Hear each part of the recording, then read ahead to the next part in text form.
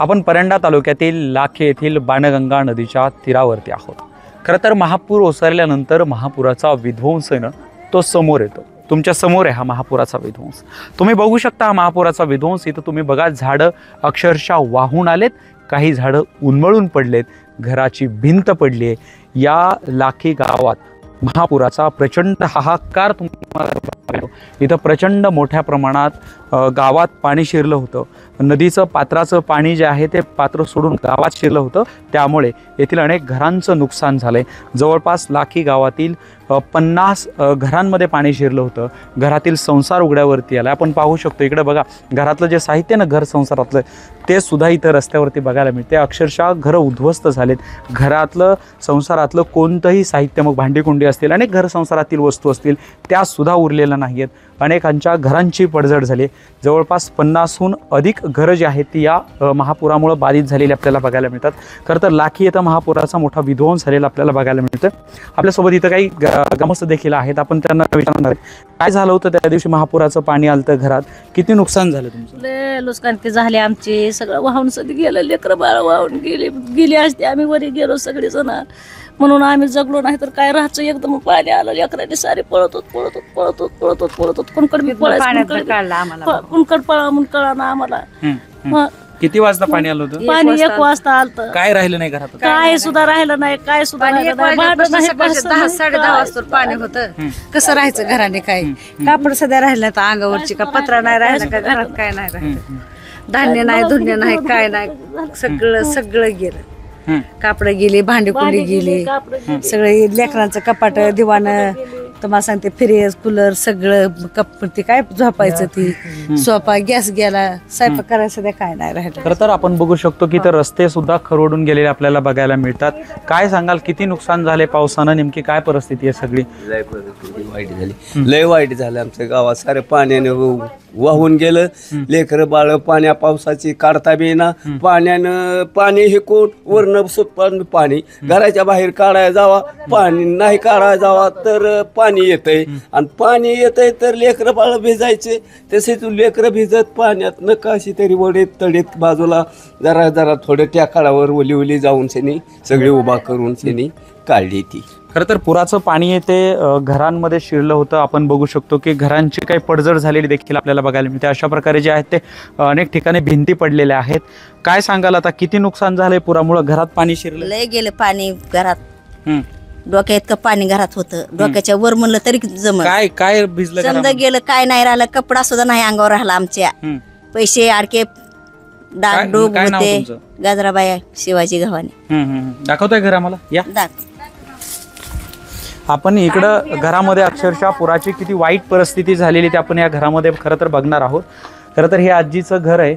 या ठिकाणी तुम्ही बघू शकता की ज्यावेळेस पाणी शिरलं पत्र्याचं, या घरामध्ये पत्र्याच्या शेडमध्ये ज्यावेळेस पाणी शिरलं, अक्षरशः इथली परिस्थिती जर तुम्ही बघितली तर विदारक परिस्थिती आहे. घरात अक्षरशः जे घरातलं धान्य आहे ना ते उगवलेलं तुम्हाला बघायला मिळतंय. म्हणजे इतकं घरात जे असतं धान्य, जे सोयाबीन असेल, गहू असेल, जे गवत आहे ते इथं घरात उगवले. म्हणजे कोणाच्याही घरात अक्षरशः एवढी विदारक परिस्थिती तुम्हाला बघायला मिळणार नाही, परंतु ती लाखी येथील घरामध्ये बघायला मिळते. कारण घरामध्ये जे पाणी शिरलं ते पाणी तसंच थांबून राहिलं. किती वेळ पाणी राहिलं इथं? लय वाढू चांगलं 12-1 वाजता पाणी वसरलंच नाही. इतकं पाणी भिजलं घरात सगळं. समजा धान्य धुन्य समजा होतं घरामध्ये. पैसे अडके होते. सायबी निकली, हे आपले उडीद इकला होता त्याचे पैसे गेले. 1 तोळा होता ते गेला. समजा गेलं, काय नाही. गागर नाही का गेलं नाही, पाणी प्यायला राहिला का काय सुद्धा राहिलं नाही. लुगडी कपडे म्हातारा पुण्याला इथंच राहतात आम्ही. म्हातारा आता 2 रोज झाले म्हातारा गावाकडे लावून. कुठं घरात सगळी माती दिसते तुम्हाला सगळं. समज काय खायला सुद्धा नाही का काय नाही. मग लोकांच्या घरी जाऊन खाते मी अजून बी. काय सांगाल सरकारला? काय सांगायचं आता सरकारला? काय पैसे अडके द्या, काय करा म्हणून सांगा. काय करायचं सांगा. पोरं नाही तर माझी इथं 2च पोरं, तर 2 पोरं काम करून खात्यात. लेकर माझी तिकडं पुण्याला. आवड लागत सांगायचं. एवढं घर उभा करतो आपण, ते घर सगळं पुरात जातंय, सगळं संसार जातो. इथून समजा गेले पत्रे सुद्धा नाही तर आले तर मला सांगते तसेच गेले.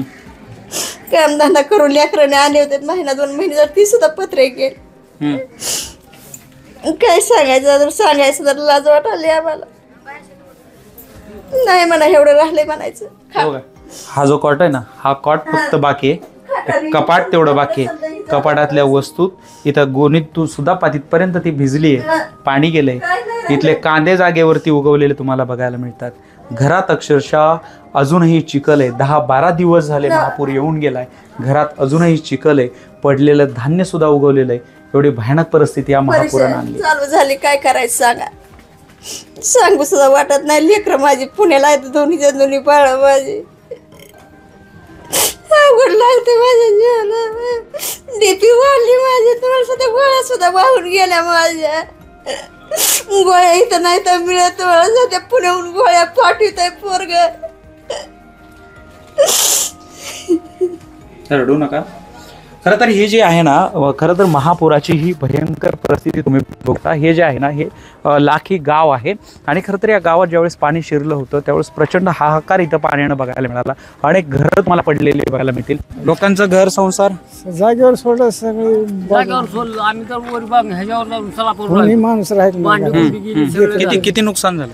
नुकसान लय झालं साहेब. आता ज्वारी गेल्या, तुम्हाला सांगतो पैसे गेले, काही कपडे सगळे धुयाला काढलेले कपडे, एक बी कपडा राहिला नाही. बॅलर गेली, पत्रे गेले. काय मदत दिली सरकारने? सरकारने काय मदत दिली? काय नाही अजून काय नाही. आलेलं असं लोकांची मदत आहे, हीच चाल.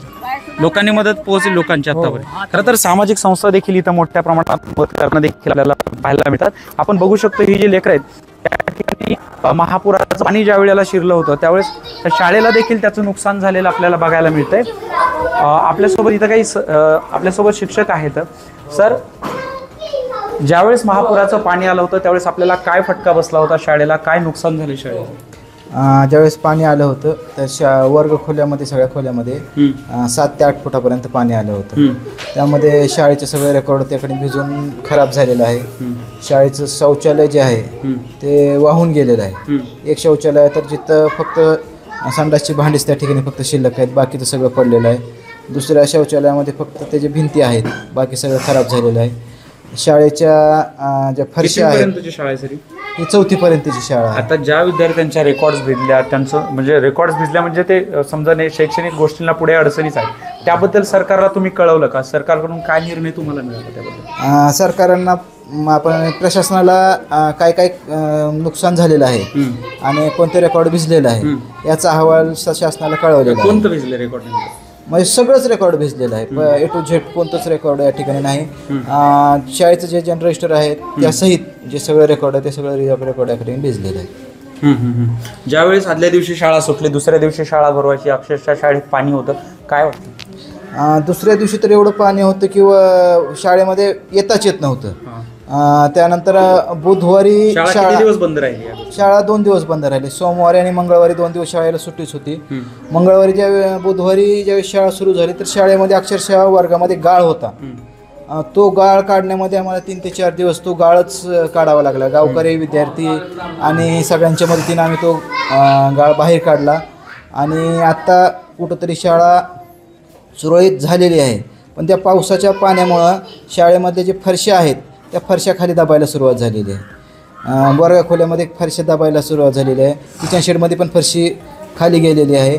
सगळे भिंतीचे कलर खराब झालेले आहेत. इलेक्ट्रॉनिक वस्तू खराब झाली आहे. बरेचसे अभिलेखे खराब झाले आणि बरेचसे वर्गामध्ये तर गाळ एवढा साचलेला होता की तो काढण्यात 8-10 दिवस आमचे गेलेले आहेत. आता कुठंतरी पूर्वपदावर ही शाळा येत आहे. इकडे एकूण काय सांगशील? शाळेत तुमच्या पाणी आलंय, शाळा सगळी पाण्याखाली होती, 2 दिवस शाळेत येता आलं नाही, काय सांगशील? 2 दिवस शाळा बंद होती. सगळा गाळ होता, आम्हीच काढला. सगळा चिखल झाला होता. रजिस्टर ते सगळे भिजलेले. तुझ्या घरात गेलतं का पाणी? नाही, आमची एकच पायरी राहिलेली, फक्त एकच पायरी राहिली. तुझ्या घरात आलतं का पाणी पुराचं? मग घर पाण्यात गेलतं? भिजल्या घरातल्या वस्तू सगळ्या? घरातल्या भिजल्या, शाळेतले रेकॉर्ड भिजले, जिथं तुम्हाला शिकायचं तिथं पण पाणी आलं होतं? मग काय सांगते? दप्तर भिजलं? तुझ्याही घरात आलं होतं पाणी? आलतं. माझे वय पण भिजले, शाळेतलं ती लगतलं ती भिजले. पुन्हा ती शाळा आम्ही नीट केली. ते खुर्च्या त्या अख्ख पडलेलं. खरं तर आपण लाखी इथल्या जिल्हा परिषद शाळेत होतो. हे सगळे विद्यार्थी इथं शिक्षण घेत आहेत. 1ली ते 4थी पर्यंतची ही शाळा आहे. पूर्ण गावाची परिस्थिती आपण बघितली. खरं तर या गावात ज्यावेळेस महापुराचं पाणी शिरलं त्यावेळेस या जिल्हा परिषद शाळेत देखील पाणी आलं, गावातल्या 50हून अधिक घरांमध्ये देखील पाणी शिरलं. त्या घरातलं घर संसार उद्ध्वस्त झाले, शाळेतले रेकॉर्ड्स देखील भिजले, त्यामुळं शाळेचे बाथरूम्स देखील पडले. या महापुरामुळं या लाखी गावाला प्रचंड मोठा फटका बसलाय. उदय साबळे पाटील, जय महाराष्ट्र, लाखी, धाराशिव.